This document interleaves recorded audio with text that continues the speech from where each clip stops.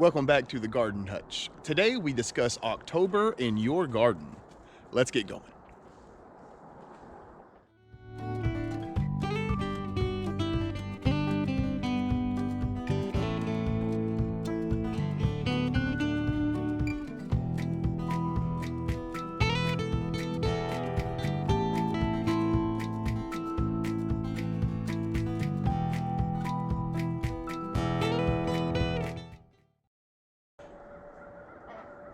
Well, October is finally here. The leaves are starting to change, the days are shorter, the evenings are significantly cooler than they used to be. And with all of this comes a new approach to our gardens. So today we're going to go through and just kind of show you what we do here on the homestead during the month of October to help improve our garden quality and production. So what we want to do is we want to go ahead and address all of our vegetables that need to come out before a freeze. Now, we're not in danger of having a freeze in the next few weeks or anything, but there are a few things that we're going to go ahead and pull out in advance, only because it's time consuming and they do not benefit from growing anymore during this time of the year. So the very first thing I want to take a look at are the sweet potatoes.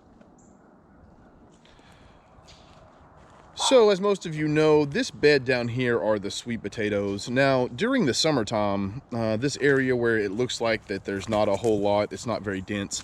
The reason for that is those weren't put in until probably the end of August or early September. It was just kind of an experiment to see if the vines would take, and they did. But what we're going to do this week is we're going to go through and we're going to pull up all of this down there to see how many sweet potatoes that we grew over the course of the summer. One of the reasons we're going to do that is because our sweet potatoes are no longer going to develop through the wintertime. Also, if they catch a freeze, it will have an adverse effect. You won't be able to pull them. Now, you can leave them in the ground and they'll come up the next year, but as far as being able to cure them and eat them for later, it's a good time to get them before the freeze comes. Another thing that we need to do, considering that we may get a freeze coming up, is we need to make sure that we are on top of picking the peppers and tomatoes.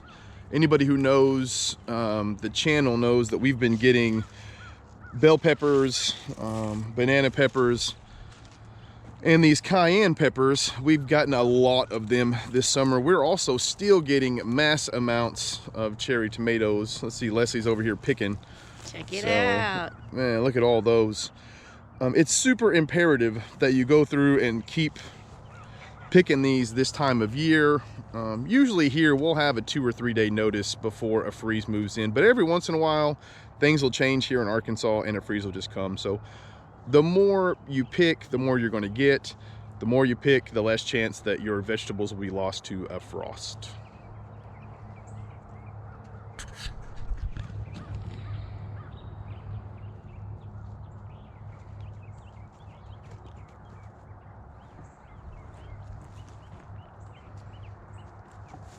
Apparently there's a hole in there. Look at him.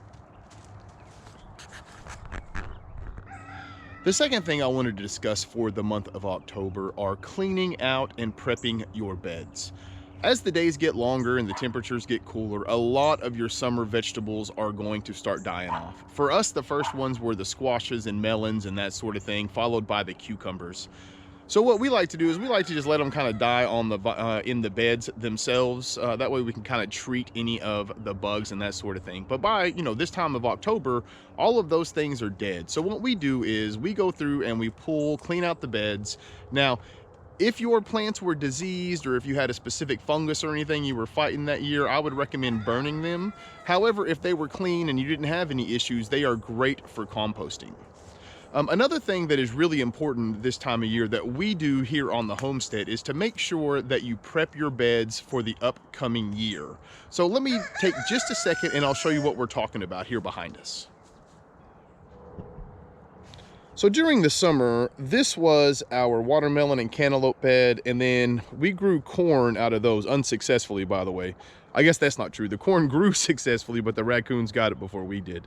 But the reason I wanted to bring this up was here in our watermelon and cantaloupe beds, we did not have a lot of disease or anything. So you can see we left a lot of the foliage that came off. Now we did throw out the roots and that sort of thing because we were worried about squash bugs perhaps having eggs on them and things. But what we did here is we went through, we removed all of the plants, we left in the organic material we thought would be beneficial, and we sprinkled some DE in here just as an aside in case there were any eggs or any bugs or anything left in the soil. So during the month of October here, as we get a little bit more free time, what we'll do is we'll go through and we'll take a hand tool, we'll break all of this dirt up, and then we'll work some topsoil and compost in, probably 3 to 4 inches. And then as the leaves start to fall, we'll start to cover it with shredded leaves. What this does is the shredded leaves prevent a lot of the moisture we'll get over the next few months from evaporating out of the bed. And then whenever the springtime comes, it will start breaking down to add nutrients and such into your beds. One of the reasons it's important for us, especially here in the pallet garden, to prep as we go is because this pallet garden is where we will grow our spring vegetables. So if you don't do this in the rest of your garden, like your summer garden or either of your summer gardens here on the homestead, it's not specifically imperative that we do it right now. We like to, just to get ahead for the next year. But I would recommend, if you plan on planting a spring garden, especially if you start at the end of February or early March, it's really important to prep these this time of year so they have a time to rest and have your microorganisms and stuff start replenishing themselves before you plant in the early spring. Saving your seeds is another thing I wanted to address today. October is the month where we really start working on this pretty hardcore. And the reason we're up here at the old garden is because there's a couple great examples that I wanted to review. So we'll just take a second and run over those real fast.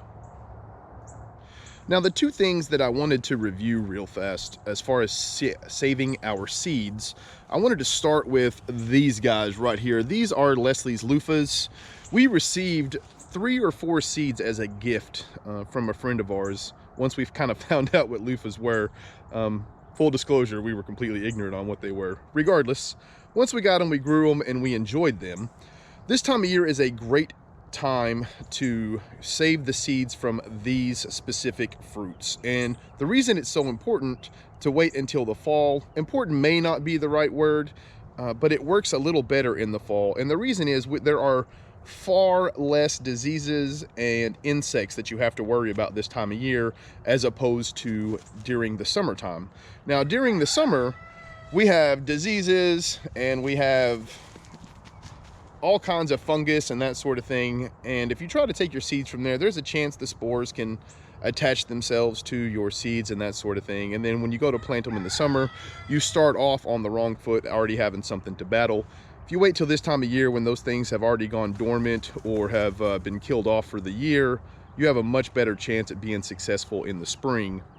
The other thing I wanted to do was point out, those of you who watch the channel, basil. That is the other big thing that we save the seeds from, and our tomatoes. So those beef masters over there, we're going to do the same thing with them. But again, I just wanted to point out, it's sort of redundant, but the important part is, as far as saving your seeds, this time of year is a good time to do it, only because of the absence of a lot of things you want to avoid for the springtime. One of the biggest things that we do in October, and when I first started doing this, it was something that I forgot often and I ended up regretting it later, was to winterize your yard and garden equipment. And what I mean by this is, for example, our tiller. I'll take the tiller out. It still has a little gas in from when I broke up Leslie's flower bed. So what I'll do is, now that the flowers are all done and the seeds have fallen into the soil, I'll run the rest of the gas out of the tiller just by running it through these rows and kind of setting those seeds for next spring. You don't have to necessarily do that. You can drain your gasoline if you want, but that's a little tedious for me, especially when I can just run it out and, put it to good use. I wouldn't recommend wasting it, just letting it run out, unless you just don't have any other options. So for us personally, it's way easier for us at this time of year to just sort of plan accordingly and make sure that we run the gas out in a constructive manner. I also like to go through and winterize my mower, just wipe the tires down real good to make sure they don't dry rot over the winter, make sure they have good tire pressure so they don't go flat and crack. Do like an oil change, because I'll usually do an oil change in the fall and then once again in the spring, because we do use the mower from time to time over the course of the fall and winter to sort of mulch in the leaves that we don't use for the flower beds. Another thing that I have found that is incredibly useful is just to take some WD-40 and an old shop rag and wipe down any of your hand tools with the WD-40. All it does is prevent any sort of rust or anything over the course of the winter. And then whenever the springtime comes, you can just go through with some isopropyl alcohol, wipe everything down, make sure it's nice and clean, and then you can sharpen it and stuff before you use it. And while it doesn't sound like that big of a deal, over the course of, say, a couple decades, you can save yourself a lot of money if you care for your hand tools and you don't have to rebuy them every few years. The other thing that I would say as far as winterizing your stuff, as far as your garden and your yard equipment, is it is highly recommended that at this point that you get any of your trimming equipment ready to go.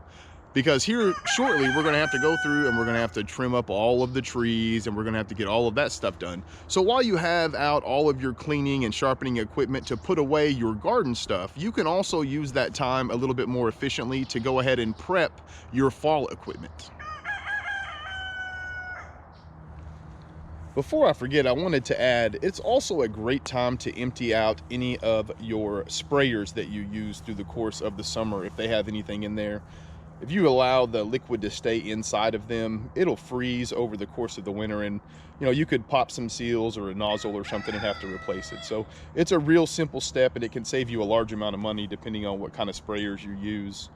I wanted to show these beds. They're not related to sprayers, of course, because the last thing that I wanted to discuss as far as our October to-do list are planting any flowering perennials for the next year. So this year in these, we planted ground cherries, and that was only because we put them in early in the springtime and with the intent of planting this fall. So what we're going to do is we're going to put roses in here, and we've had the plants for a while. We've kept them shaded and watered. But what we're going to do is we're going to go through these beds. We wanted them to settle. So we'll mix this nice rich compost that are in these beds with some topsoil to sort of give it some moisture retention qualities. And then we'll go through and plant these. The thing I will caution about this is we usually do this in end of September, sometime in October. What you need to do is keep an eye on your 10-day forecast.